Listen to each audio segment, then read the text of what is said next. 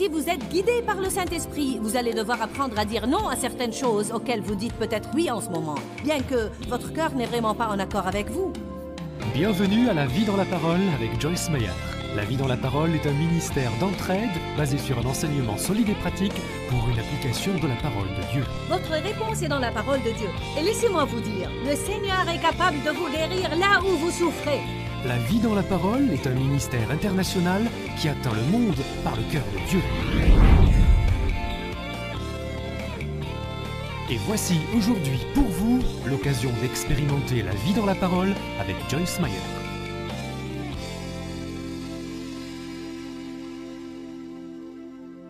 Dans chaque domaine de votre vie, si vous n'avez pas l'équilibre, vous allez vous épuiser. Vous pouvez même perdre l'équilibre spirituellement, au point de passer tellement de temps en essayant de prier, d'étudier, d'aller à des réunions de prière et de faire des activités spirituelles jusqu'à vous effondrer spirituellement. L'effondrement est une chose grave, car une fois qu'une personne s'effondre, elle ne voudrait normalement plus rien avoir à faire avec la chose. C'est comme « éloigne-toi de moi ».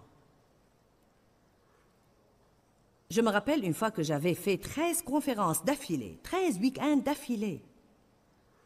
J'en parlais avec Dave aujourd'hui. Je ne sais même pas comment je l'ai fait. J'étais évidemment plus jeune, mais je ne peux pas le faire maintenant, je peux vous le garantir. J'étais si épuisée d'avoir fait la même chose encore et encore et encore, que lorsque je suis revenue à Saint-Louis, je suis passée devant mon bureau et j'ai tiré la langue à mes bureaux. Je ne voulais même pas entendre le nom ministère de Joyce Meyer. C'était comme... J'étais devenue domestique. D'habitude, je ne cuisine jamais, car je n'en ai pas le temps. Mais je suis allée à l'épicerie et je voulais cuisiner beaucoup de plats. Je voulais tout faire, sauf les choses spirituelles. Si vous faites la même chose encore et encore et encore et encore et encore, vous vous lassez vraiment d'elle. Dieu nous a créés de sorte que nous avons besoin de variété dans notre vie. Je veux dire, pour l'amour de Dieu, au moins si vous allez au même travail depuis 30 ans et vous y allez sur la même route, au moins trouvez une nouvelle route et empruntez-la de temps en temps pour y aller. Faites n'importe quoi pour apporter une petite étincelle dans votre vie pour que vous ne soyez pas en train de faire la même chose encore et encore. En fait, ceci est l'enseignement final dans une série intitulée « Équilibrer les extrêmes de la vie ». Parce que je crois que Satan essaye toujours de pousser les gens à aller aux extrêmes. S'il ne peut pas vous mettre dans un fossé d'un côté, il va essayer de le faire de l'autre côté. Il y a même plusieurs enseignements qui sont une vérité. Mais ils sont enseignés d'une manière si extrémiste que cette chose que Dieu veut vous transmettre en tant que vérité devient une tromperie en elle-même, car elle est enseignée d'une manière si extrémiste qu'elle n'est plus la vérité.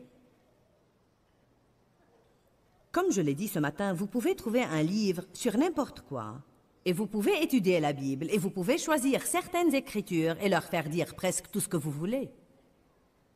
C'est une chose dangereuse à faire. Vous ne pouvez pas simplement choisir, vous devez prendre le tout. Vous devez interpréter les Écritures à la lumière des Écritures. Ce que je veux dire par là est... Vous ne pouvez pas simplement prendre une écriture. Par exemple, tout le monde aime citer Philippiens 4,19. « Mon Dieu pourvoira à tous vos besoins selon sa richesse avec gloire en Jésus-Christ. » Mais vous devez commencer par le verset 15, parce qu'il s'adressait aux personnes qui étaient ses partenaires et des personnes qui faisaient des dons au royaume. Il dit « Maintenant, parce que vous avez fait ça, je sais que mon Dieu pourvoira à tous vos besoins selon sa richesse avec gloire en Jésus-Christ. » Donc, si vous choisissez une écriture et vous la donnez aux gens sans leur donner ce qui reste, ils peuvent alors perdre l'équilibre. Je crois que le déséquilibre est une chose très dangereuse. Et je pense que nous avons des tas de gens en déséquilibre. Il y a beaucoup de gens dans le monde en déséquilibre. Et il y a beaucoup de gens dans l'Église en déséquilibre. Il y a même des gens qui sont en déséquilibre dans le service de l'Église. Ils vivent dans l'Église et ne s'occupent pas de leur famille. Il y a beaucoup de gens dans le ministère qui succombent au péché parce qu'ils perdent l'équilibre. Il y a des gens qui travaillent si dur pour Dieu qu'ils n'ont jamais un moment à passer avec Dieu. Nous avons besoin d'équilibre dans notre vie. Dans cette série, j'ai enseigné beaucoup de choses sur l'équilibre, sur beaucoup de plans différents. C'est un enseignement que j'ai voulu, en fait, ajouter à cette série et la conclure. Fatigué, épuisé et surmené. 1 Pierre 5,8. Soyez équilibrés, car votre adversaire, le diable, rôde comme un lion rugissant, cherchant qui il dévorera. Cette écriture me dit que si je perds l'équilibre, j'ouvre alors une porte à Satan pour entrer et me dévorer. Il ne peut pas dévorer qui il veut, mais il peut dévorer quelqu'un qui a perdu l'équilibre. Si vous pensez à une balance, je veux dire, une de ces balances qui sont vraiment démodées. Si vous mettez juste un peu plus sur un côté, elle s'incline de ce côté. Et si vous mettez un peu plus sur l'autre côté, elle s'incline de l'autre côté. Je crois vraiment que nos vies sont un peu comme ça. Pour garder les choses équilibrées, vous devez plutôt les manier. Vous devez savoir quand vous n'êtes plus en équilibre. Vous devez savoir si vous dépensez trop d'argent. Vous devez savoir si vous passez trop de temps à vous divertir. Vous devez savoir si vous travaillez trop dur et vous ne vous reposez pas assez. Vous devez savoir si votre régime n'est pas équilibré et que vous mangez mal tout le temps, ou si vous buvez trop de café. Vous commencez à vous sentir mal parce que vous ne dormez pas assez. Vous devez absolument garder celui qui va être en bonne santé et être stable émotionnellement et solide spirituellement doit garder toujours son équilibre. Peut-être que ce n'est pas le genre de message que vous entendez normalement. Ce n'est peut-être pas considéré un message d'église que de dire aux gens de se reposer. Mais je crois que les gens dans notre société sont tellement stressés que ça les tue. C'est en partie parce que nous sommes une société qui est poussée à faire, aller, avoir, faire. Nous ne sommes pas censés être poussés, nous sommes censés être guidés par le Saint-Esprit. Si vous êtes guidé par le Saint-Esprit, vous allez devoir apprendre à dire non à certaines choses auxquelles vous dites peut-être oui en ce moment, bien que votre cœur n'est vraiment pas en accord avec vous. Être guidé par l'Esprit signifie vous suivez votre cœur, vous ne faites pas ce que les gens veulent que vous fassiez. Vous ne vivez pas sous la pression des demandes et des attentes, les vous devez et les vous feriez mieux de... Je suis si fatiguée que je n'ai pas envie de bouger. Ce que je souhaite le moins, c'est d'aller là-bas, mais je dois le faire. Il n'y a pas de vie dans ce genre de choses. Les choses qui n'ont pas l'onction de Dieu sur elles pour nous épuisent. Elles ne nous stimulent pas, elles nous épuisent, elles volent de nous, elles n'ajoutent pas à nous. Si vous voulez être sain d'esprit, vous allez devoir régulièrement tailler votre vie. Tout comme une plante ne va pas rester saine et pousser dans la bonne direction si elle n'est pas régulièrement taillée. Et tailler veut dire couper des choses qui ne doivent pas être là. Couper des choses qui entravent la croissance ou qui déforment la beauté. Dieu veut que nous ayons une belle vie. Nous faisons nous-mêmes nos programmes et nous allons partout murmurer et nous plaindre tout le temps que nous sommes tellement occupés et stressés. Mais la vérité, c'est que nous faisons ce que nous voulons faire. Eh bien, vous avez aimé ça, n'est-ce pas? Parfois, nous préférons nous plaindre plutôt que de changer. J'ai dit parfois, nous préférons nous plaindre plutôt que de changer. Je vais le dire encore une fois. Parfois, nous préférons nous plaindre plutôt que de changer. C'est comme si nous montions dans le manège et nous ne savons pas où descendre. C'est comme une roue qui va à grande vitesse et nous craignons que si nous essayons d'en descendre, nous allons tomber et nous faire du mal. C'est comme si nous ne savions pas à quoi renoncer. Nous ne voulons pas dire à nos enfants qu'ils ne peuvent pas participer aux activités, donc nous allons passer notre semaine à les conduire partout. Je m'excuse, je sais que je viens d'une autre génération, mais quand j'étais jeune... Je veux dire, tout d'abord, les choses étaient en réalité très différentes à l'époque. Les enfants allaient à pied à l'école et les activités étaient après les cours et ils rentraient à pied chez eux. Alors si vous vouliez rester à l'école pour jouer à la balle ou faire ceci ou faire cela, ce n'était pas un fardeau pour toute la famille. Mais aujourd'hui, pour faire plaisir aux enfants, tous les adultes doivent se donner et n'avoir plus de vie.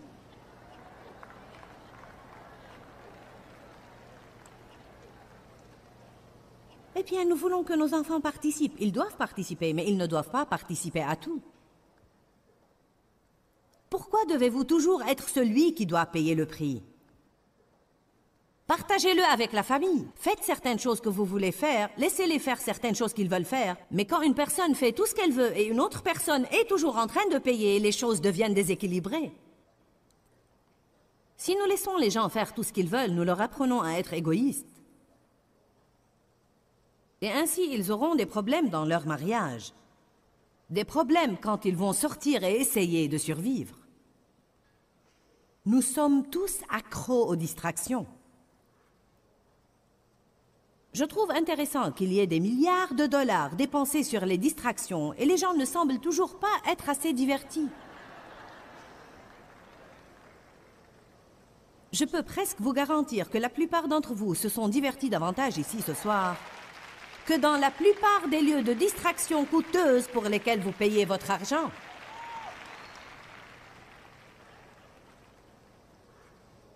Qui pense qu'il avait besoin de ça? Je ne le fais pas trop souvent, mais j'ai hésité à propos du sujet à enseigner ce soir. Eh bien, je ne savais pas. Devrais-je l'enseigner ou non? Et le Saint-Esprit m'a dit, exécute ton plan initial, ils en ont besoin. Et je crois que Dieu a amené beaucoup de gens ce soir qui n'ont pas d'équilibre à un certain niveau. Vous avez prié Dieu de vous aider. Priez pour un peu de simplicité dans votre vie, pour être saint d'esprit dans votre vie. Vous ne saviez que faire. Et une partie de la raison pour laquelle vous ne saviez que faire, c'est parce que vous essayez de faire plaisir à tous ceux que vous connaissez. Bon sermon, Sir Joyce. Merci, je vais continuer.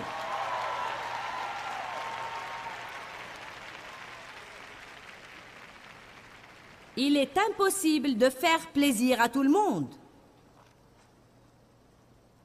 Vous allez certainement avoir quelques limites dans votre vie. Un des premiers mots limites que vous devez apprendre est « non ». Amen. Matthieu 11, 28.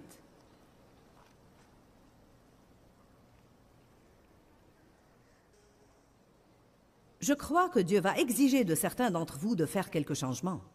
Vous vouliez savoir comment vous pouvez atténuer le stress qui existe dans votre vie. Et je peux vous le dire, ça ne va pas simplement venir à travers la prière sans que vous ne fassiez quelques changements.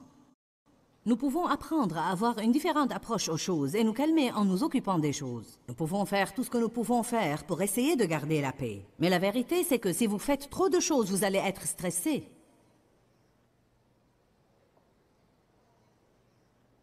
Jésus dit dans Matthieu 11, 28, « Venez à moi, vous tous qui êtes fatigués et chargés. » Il aurait pu dire, « Venez à moi, vous qui êtes fatigués, épuisés et surmenés. » Et je vous donnerai du repos. Je soulagerai et déchargerai et donnerai du repos à vos âmes.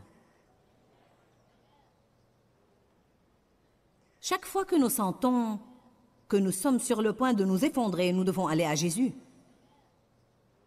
Nous devons nous rappeler, venez à moi, vous tous qui êtes fatigués. Venez à moi, vous tous qui êtes épuisés et surmenés. Jésus, après avoir servi, disait à ses disciples, venez qu'on se repose un moment. Ou après avoir servi pour un certain temps, c'était intéressant, il n'a pas laissé les foules le contrôler. Il les servait, mais quand il était fatigué, il allait dans une montagne quelque part et il disparaissait, priait un moment puis revenait. Je me demande ce que les gens feraient aujourd'hui. Vous savez, une des raisons pour lesquelles il m'est impossible de rester là après une réunion et d'essayer de saluer les gens, c'est que si je commence, je ne sais alors pas comment m'arrêter sans blesser beaucoup de gens. Car les gens ne comprennent pas qu'il y a un seul ministre et des milliers de personnes. Chaque personne veut avoir ce qu'elle veut, et c'est malheureux à dire, mais parfois, peu importe ce que nous faisons aux autres, tant que nous allons prendre ce que nous voulons. Il m'a été difficile de renoncer à être avec les gens, car j'aurais aimé imposer les mains sur vous. Je veux toucher les gens. Je veux étreindre les gens et embrasser certains. Non, je rigole.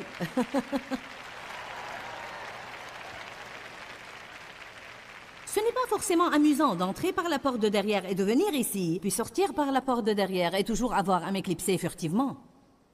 Mais qu'arriverait-il, à votre avis, si vous aviez 2000 personnes en rang auxquelles vous devez serrer la main et signer les livres et parler à 500 d'elles, et vous vous fatiguez et vous quittez brusquement? Les gens auront une crise de colère. Mais Jésus l'a fait. Et il s'en allait dans une montagne pour prier. Et il s'en allait dans une montagne pour prier. Et les gens le suivaient dans les montagnes.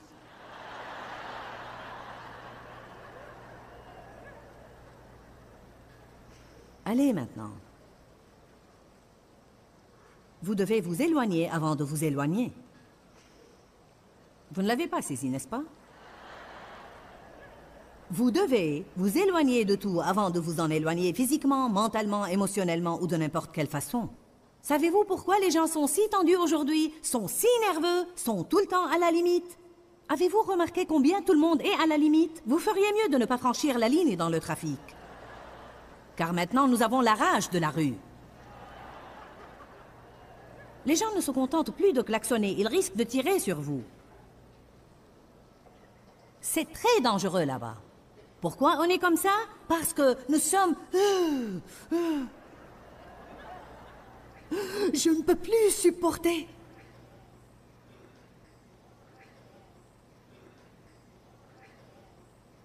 La meilleure chose au monde que vous puissiez faire, c'est de passer quelques bonnes nuits. Vous serez plus doux si vous dormez mieux. Bonjour. Vous serez plus facile à vivre si vous dormez mieux.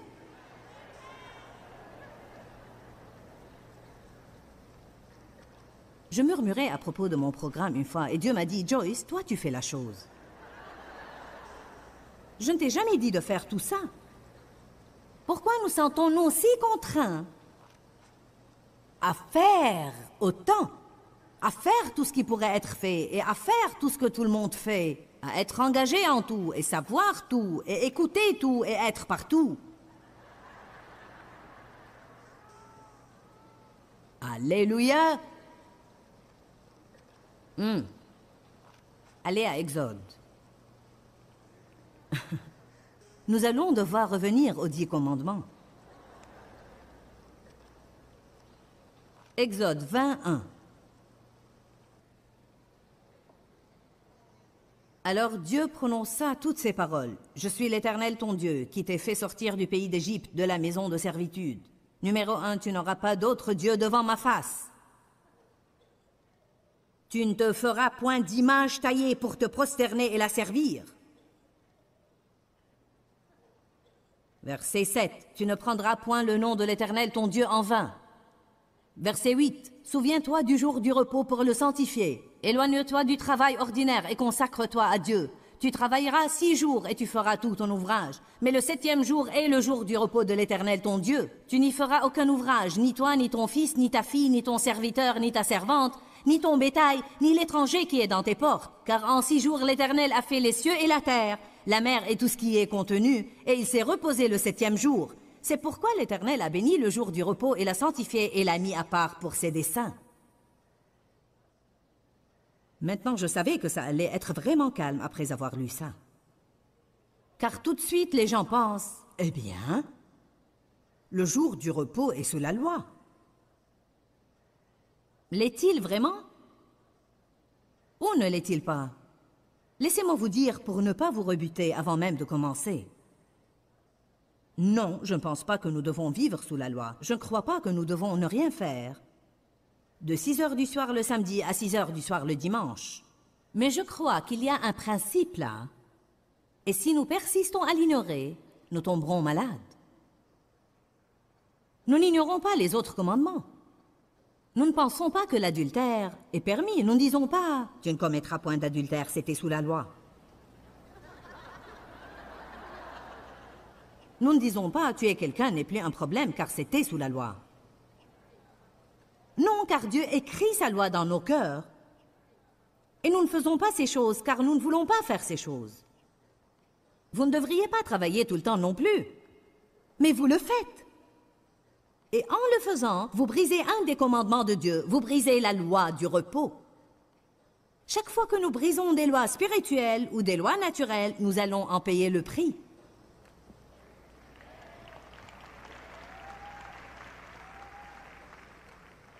Je sais quand je dis ça que je dois vous en parler un peu plus. Car certains pensent qu'il n'y a pas moyen que je prenne un jour de congé par semaine. Si, vous le pouvez si vous réorganisez un peu votre vie. Je ne veux pas faire ça, alors restez épuisé, fatigué et usé. Râler, ronchonner, rester difficile à vivre, ayez-en ras-le-bol et restez épuisé.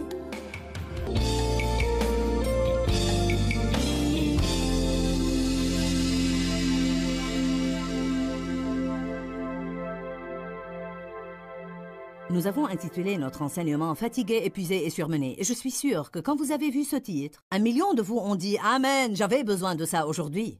Si nous n'avons pas d'équilibre dans notre vie, nous allons nous effondrer, même s'il s'agit d'une chose que nous sommes appelés à faire. Un mot très important que nous devons tous apprendre, c'est « non ». Suivez votre cœur, pas les gens.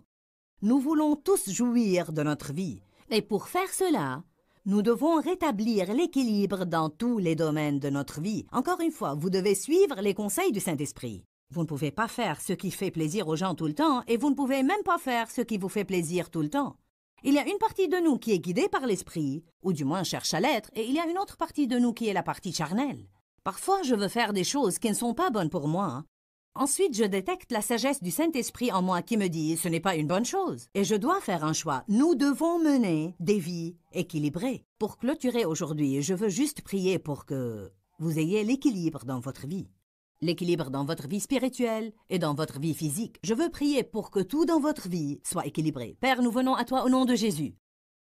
Je t'aime, Seigneur, et je sais qu'il y a beaucoup de gens qui nous regardent en ce moment et qui t'aiment, mais qui parfois perdent l'équilibre. Nous n'avons pas vraiment recours à la sagesse et nous perdons l'équilibre. Nous te demandons de nous pardonner.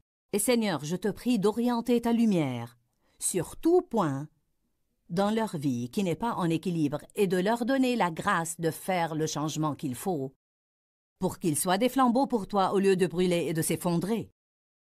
Nous ne voulons pas qu'ils s'effondrent pour faire plaisir au diable. Nous voulons accomplir et compléter ton appel sur notre vie et te faire plaisir. Dieu, aide-nous sur ce plan essentiel et aide-nous à atténuer le stress dans notre vie et même à le supprimer de notre vie. Tu veux que nous ayons la paix et la joie, pas le stress. Je le demande au nom de Jésus. Amen. Que Dieu vous bénisse. J'attends de vous revoir bientôt. Quand, Seigneur, quand? Dans ce livret, Joyce Meyer vous apprend à faire confiance au temps de Dieu. Pour obtenir ce livret gratuitement, écrivez-nous à Joyce Meyer, boîte postale 40095-6300, Larnaca, Chypre. Ou bien visitez notre site web www.joycemeyerme.org/fr.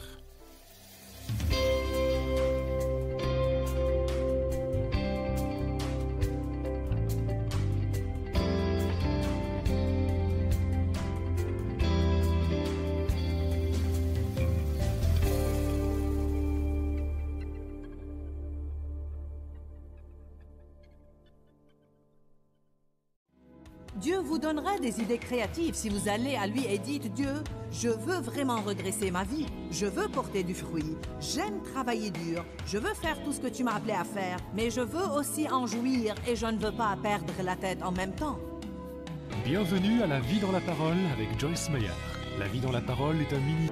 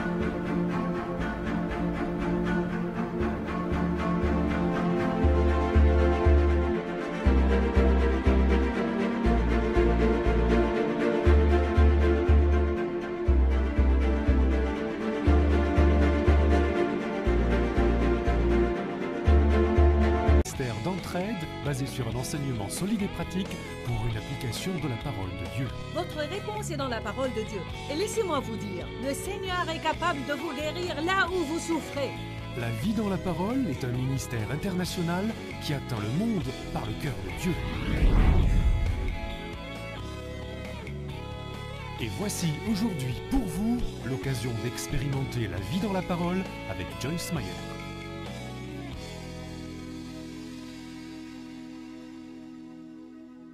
On a besoin d'une pause. On a besoin d'une interruption de l'action. J'aime ce que la Bible dit, éloigne-toi du travail ordinaire. Cela veut dire faites autre chose un jour par semaine. Éloignez-vous du travail. Ne travaillez pas ce jour-là. Quelle que soit votre conception du travail, ne travaillez pas ce jour-là. Mon mari peut sortir le jour qu'il appelle son jour de repos et il peut jouer au golf et penser que c'est du repos. Cela pourrait m'épuiser. Peut-être que j'irai me promener dans le centre commercial et acheter quelques trucs, mais aller faire les courses de Noël pendant 12 heures serait du travail.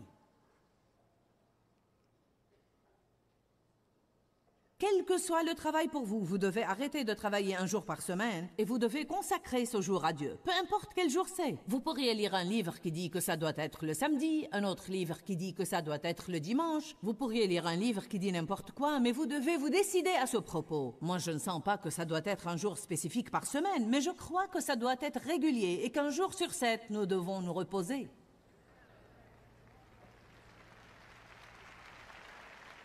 Quel que soit ce jour. En ce jour-là, je crois que vous devez passer un temps avec Dieu pour le louer et l'adorer. Vous pouvez aller à l'église si c'est ce que vous voulez faire, ou passer du temps avec la famille. Nous ne passons pas assez de temps avec la famille. En fait, nous ne donnons plus d'importance à la famille. Nous devons revenir à ce qui est vraiment important. Toute notre famille s'est réunie récemment et nous avons eu une réunion de famille à propos de choses concernant Noël. Nous nous sommes amusés ensemble et nous avons mangé ensemble. Une de mes filles m'a dit « Eh bien, tu sais, c'est ça la vie. » Nous devons être très prudents de ne pas oublier les choses qui sont vraiment importantes en nous adonnant à un tas de choses qui volent tout de nous et nous empêchent de maintenir des relations. Parce que quand nous vieillirons, nous allons beaucoup regretter de ne pas les avoir maintenues et investi quelque chose en elles. Je ne veux pas devenir une vieille prédicatrice que tout le monde a oubliée. Je veux être une mère, une épouse, une grand-mère. Je veux avoir mon ministère, mais je veux aussi avoir une vie équilibrée.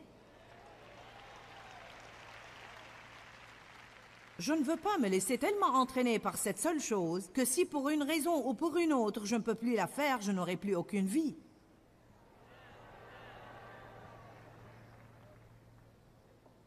Qui est d'accord avec moi ce soir sur le fait que parfois nous ne tenons aucun compte des choses qui sont vraiment importantes?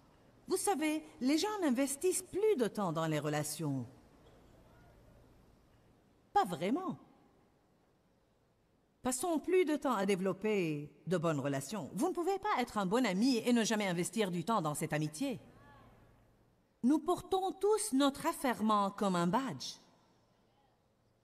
Je n'ai pas eu de tes nouvelles depuis 1 an. Oh oui, j'étais très occupée. J'ai appris que tu étais malade et que tu avais beaucoup de problèmes. J'avais l'intention de t'appeler, mais j'étais occupée. Je suis occupée. Occupée. Occupée, occupée, occupée. C'est comme si on en était fiers. Les prédicateurs sont pires que tous. Nous pensons que plus nous sommes occupés, cela veut dire que nous travaillons plus pour le royaume. Eh bien, pas forcément. Car il ne s'agit pas de combien nous travaillons, mais c'est la qualité de ce que nous faisons qui change quelque chose. J'ai enfin trouvé, ça m'a pris plusieurs tours autour de la montagne, et des fois je devenais malade pour avoir vraiment la révélation que la qualité de ce que je fais n'est pas très bonne si je suis épuisée quand je le fais.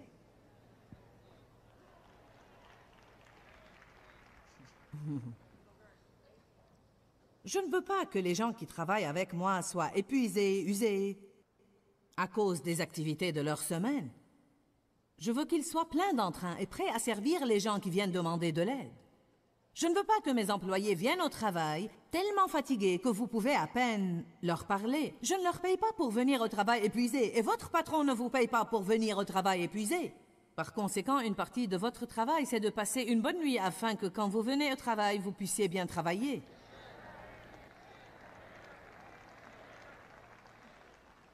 Eh bien, est-ce que vous aimez ça?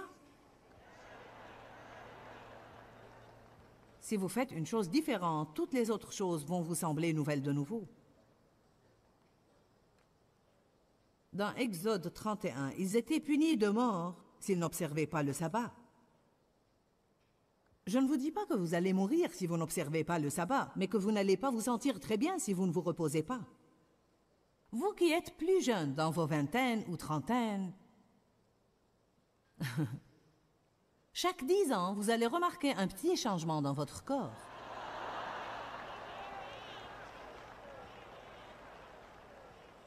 Quand vous avez 20 ans, vous pensez que vous pouvez aller et ne jamais vous arrêter.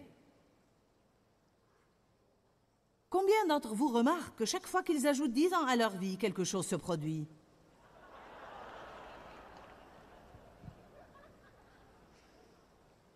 À 30 ans, vous êtes plus fatigué que lorsque vous aviez 20 ans.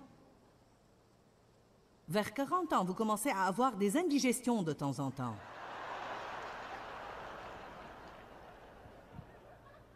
Puis vers 45 ans, les femmes commencent à avoir des bouffées de chaleur. Vous me comprenez? J'ai dit à Dave aujourd'hui, « As-tu remarqué que ces réunions te fatiguent plus qu'avant ?» Il m'a dit, « Oui, je l'ai remarqué. J'ai remarqué que je me fatigue plus maintenant que je ne le faisais il y a 10 ans. Donc j'ai eu à faire quelques changements. Une des choses que je fais maintenant, c'est que je fais un petit somme quand je voyage. Je me suis endormie cet après-midi car je savais ce que j'avais à faire ce soir. J'ai eu à faire des changements. J'avais l'habitude de rester et de prier pour tout le monde. J'imposais les mains sur 1000 à 2000 personnes parfois. Et j'étais si épuisée que quand je rentrais à la maison, il me fallait 3 jours pour m'en remettre. Quand vous n'arrêtez pas de vous fatiguer comme ça, écoutez-moi s'il vous plaît. Quand vous n'arrêtez pas de vous fatiguer comme ça, et vous n'arrêtez pas de vous fatiguer comme ça, et vous n'arrêtez pas de vous fatiguer comme ça, oui, vous récupérez. Mais finalement, vous arrivez à un point où il devient plus difficile de récupérer et de vous en remettre, puis vous allez trouver plusieurs choses dans votre corps qui commencent à craquer. Je vous dis que si vous voulez être là pour longtemps, vous devez faire quelque chose à ce propos maintenant avant qu'il ne soit trop tard.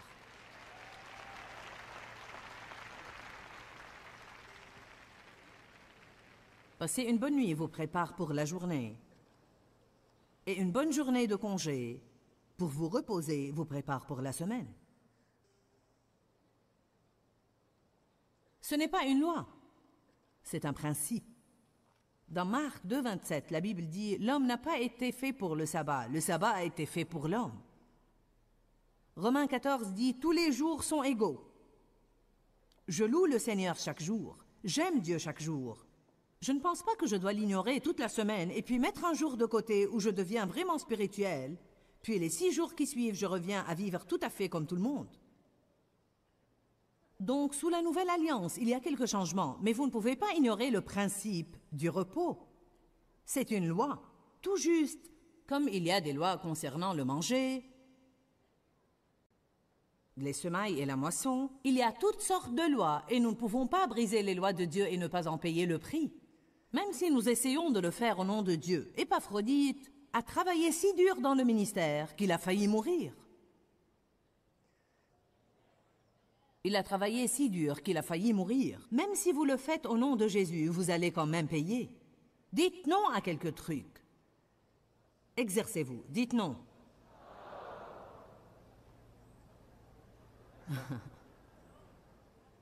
Dans Genèse 1, nous voyons que Dieu s'est reposé de toute son œuvre.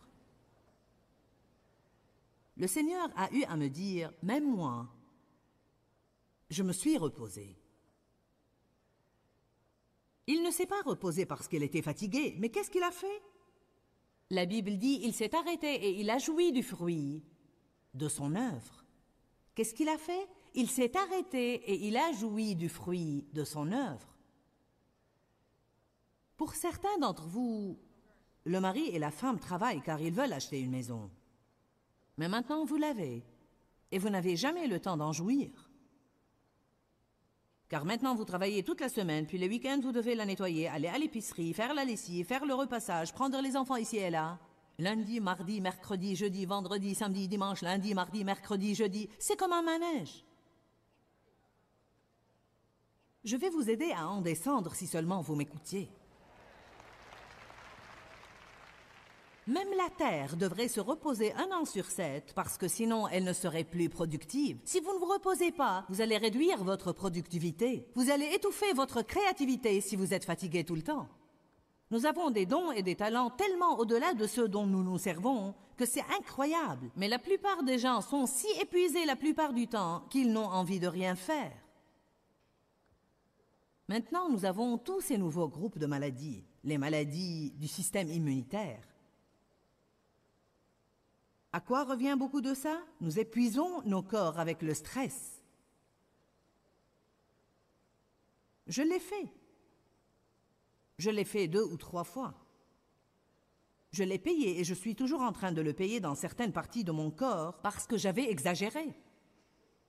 Vous voyez ce qui arrive quand vous avez un excès dans un domaine? Vous allez finir par le payer quelque part ici. Si vous allez dépenser excessivement, alors là, quelque part, vous allez vous trouver endetté jusqu'au cou. Tout ce que nous faisons excessivement, tôt ou tard, va nous rattraper. Ouh! Êtes-vous trop occupé pour prendre un jour de congé par semaine? Je travaille toute la semaine et le week-end, je dois aller à l'épicerie, nettoyer la maison, faire les courses, faire les commissions, etc. Je vais vous dire ce que vous pouvez faire. Trouvez quelqu'un pour vous aider. Je ne peux pas me le permettre. Mais vous ne pouvez pas continuer.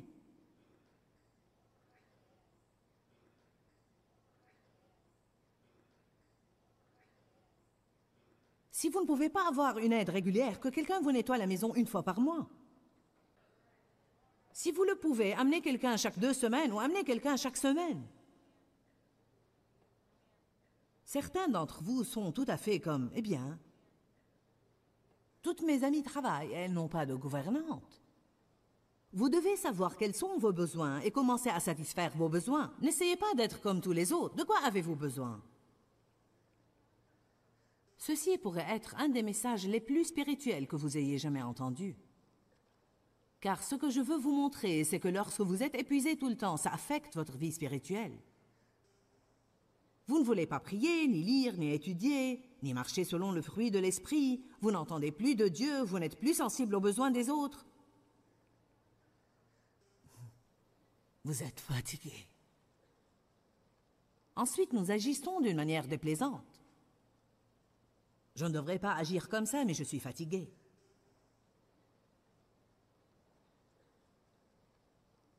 Je ne devrais pas être grognon, mais je suis fatigué. Je suis occupé et je suis fatigué. Je suis occupé et fatigué et j'ai beaucoup à faire. Je suis stressé et je n'arrive pas à trouver quand je vais faire tout ça. J'essaye d'arrêter votre manège ce soir et de voir si certains d'entre vous aimeraient en descendre et réorganiser leur vie un peu.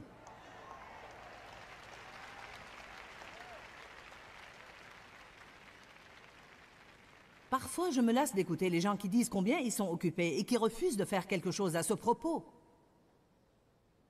Je me lasse même de m'écouter le dire. J'ai décidé que « occupé » est un mot de 6 lettres que je ne vais plus utiliser.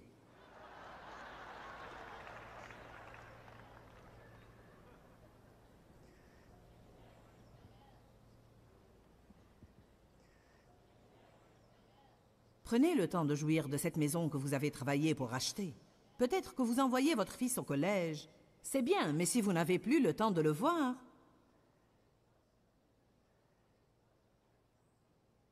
Je ne peux pas me le permettre. Je ne peux pas chercher de l'aide. Quand vous n'avez presque plus de temps, vous pouvez vous en acheter. Payez quelqu'un pour faire le repassage. Payez quelqu'un pour aller à votre épicerie.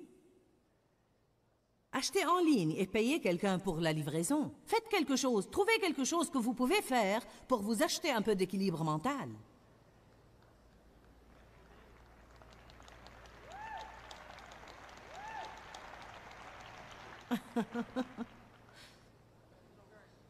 Vous savez, vous allez être surpris des idées créatives que vous allez trouver sur des moyens pour gagner du temps. Vous pouvez penser à des choses auxquelles je n'aurais jamais pensé car nos vies sont tout à fait différentes. Mais je vous le dis tout de suite. S'il vous plaît, écoutez-moi. Je ne voulais pas prêcher cela ce soir. J'avais un message sur la charité que j'aurais préféré prêcher. Mais Dieu m'a contrainte car les gens ont besoin de ça. Je crois que c'est un message inévitable. Je me fais du souci pour les gens. Je me fais du souci sur la façon dont nous vivons. Et je crois vraiment qu'elle entrave l'action du Saint-Esprit dans notre vie. Je crois vraiment que ça nous empêche de porter du fruit pour le royaume de Dieu. Je ne crois pas que Dieu nous a mis ici pour travailler, travailler, avoir, avoir, acheter, acheter, encore, encore, travailler, travailler, occuper, occuper, stress, stress, encore, encore, avoir, avoir. Ce n'est pas pour ça que Dieu m'a mise ici. Il veut que je jouisse de la création. Quand était la dernière fois que quelqu'un a pris le temps de rien que regarder quelques fleurs? C'est surprenant. Quelqu'un du bureau m'a envoyé des fleurs ici et nous nous sommes tenus debout un moment pour regarder les différentes fleurs et j'ai dit « Dieu est merveilleux. Regardez ces choses-là. Chacune de ces fleurs est si différente de l'autre. Je veux dire « Waouh !» Je suis allée l'autre jour au monde de la mer. J'ai visité l'aquarium et j'ai dit « Regardez tous ces poissons. Ils sont tous de couleurs différentes. Jaune, bleu, vert. Certains ont des petites têtes crépues, certains sont grands et certains sont tout petits. » Nous avons tellement entendu « Prenez le temps de sentir les roses » que nous ne faisons même plus attention à ça. Mais nous devons prendre le temps de jouir de ce que Dieu nous a donné. Jouissez de votre conjoint, jouissez de vos enfants, jouissez de votre maison, jouissez de vous-même, jouissez de votre argent. Ne vous limitez pas à travailler et travailler et travailler et travailler pour avoir tout cet argent et l'économiser pour lorsque vous serez à la retraite, parce que vous allez probablement mourir avant l'âge de la retraite si vous continuez à ce rythme-là.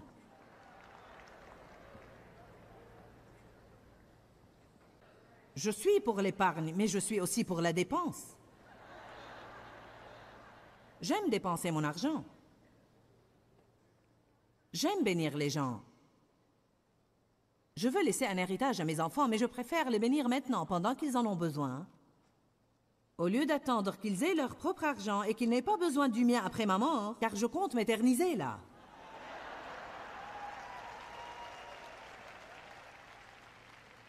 Un jour, vous allez recevoir un prospectus. Mommy Meyer, bientôt à LA.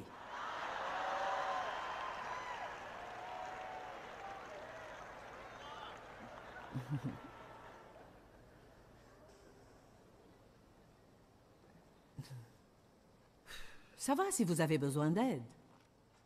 Beaucoup de gens ont mauvaise conscience s'ils ont besoin d'aide. D'une manière ou d'une autre, nous pensons que nous devrions être indestructibles.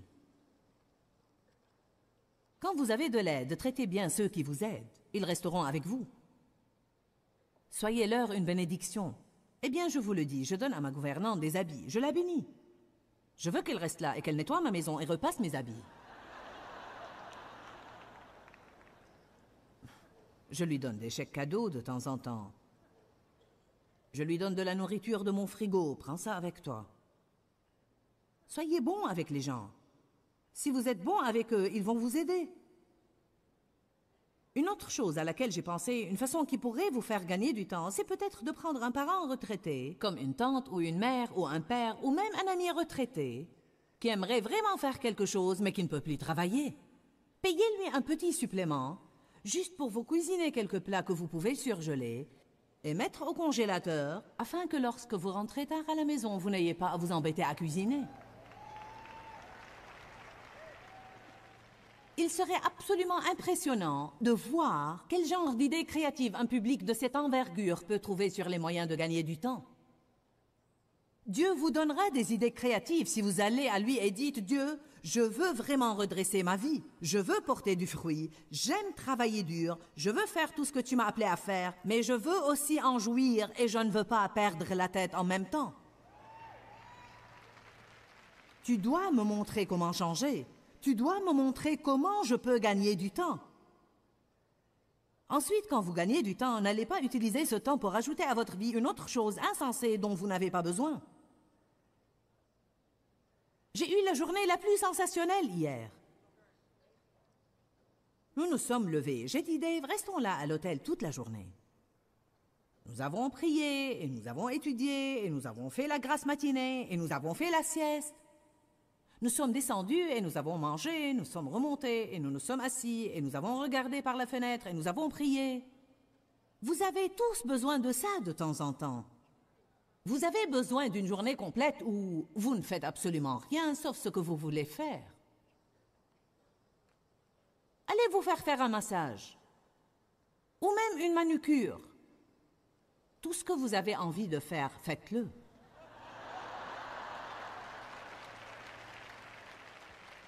Regardez un match de football ou quelque chose, vous savez. J'aime regarder les anciens films. J'ai une grande collection d'anciens films. À l'époque, ils étaient vraiment bons. Je vais m'attirer des ennuis à Hollywood en disant ça. J'aime regarder des trucs propres, alors je sais que si c'est ancien, il y a de meilleures chances que ce soit propre. J'opte pour les trucs propres. Je ne peux pas remplir mon temple de toutes ces ordures. Désolé, mais ça ne marche pas avec moi.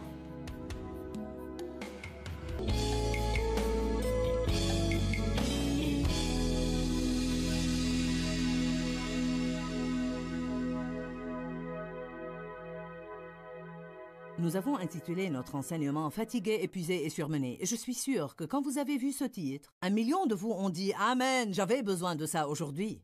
Si nous n'avons pas d'équilibre dans notre vie, nous allons nous effondrer, même s'il s'agit d'une chose que nous sommes appelés à faire. Un mot très important que nous devons tous apprendre, c'est « non ».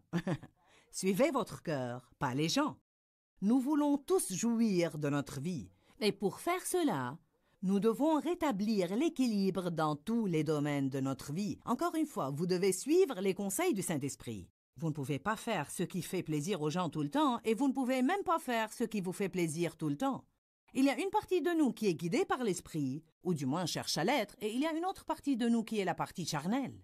Parfois, je veux faire des choses qui ne sont pas bonnes pour moi. Ensuite, je détecte la sagesse du Saint-Esprit en moi qui me dit « ce n'est pas une bonne chose » et je dois faire un choix. Nous devons mener des vies équilibrées. Pour clôturer aujourd'hui, je veux juste prier pour que vous ayez l'équilibre dans votre vie. L'équilibre dans votre vie spirituelle et dans votre vie physique. Je veux prier pour que tout dans votre vie soit équilibré. Père, nous venons à toi au nom de Jésus. Je t'aime, Seigneur, et je sais qu'il y a beaucoup de gens qui nous regardent en ce moment et qui t'aiment, mais qui parfois perdent l'équilibre. Nous n'avons pas vraiment recours à la sagesse et nous perdons l'équilibre. Nous te demandons de nous pardonner. Et Seigneur, je te prie d'orienter ta lumière sur tout point dans leur vie qui n'est pas en équilibre et de leur donner la grâce de faire le changement qu'il faut pour qu'ils soient des flambeaux pour toi au lieu de brûler et de s'effondrer. Nous ne voulons pas qu'ils s'effondrent pour faire plaisir au diable. Nous voulons accomplir et compléter ton appel sur notre vie et te faire plaisir. Dieu, aide-nous sur ce plan essentiel et aide-nous à atténuer le stress dans notre vie et même à le supprimer de notre vie. Tu veux que nous ayons la paix et la joie, pas le stress. Je le demande au nom de Jésus. Amen. Que Dieu vous bénisse. J'attends de vous revoir bientôt. Quand, Seigneur, quand? Dans ce livret, Joyce Meyer vous apprend à faire confiance au temps de Dieu. Pour obtenir ce livret gratuitement, écrivez-nous à Joyce Meyer, boîte postale 40095-6300, Larnaca, Chypre. Ou bien visitez notre site web www.joycemeyer.org/fr.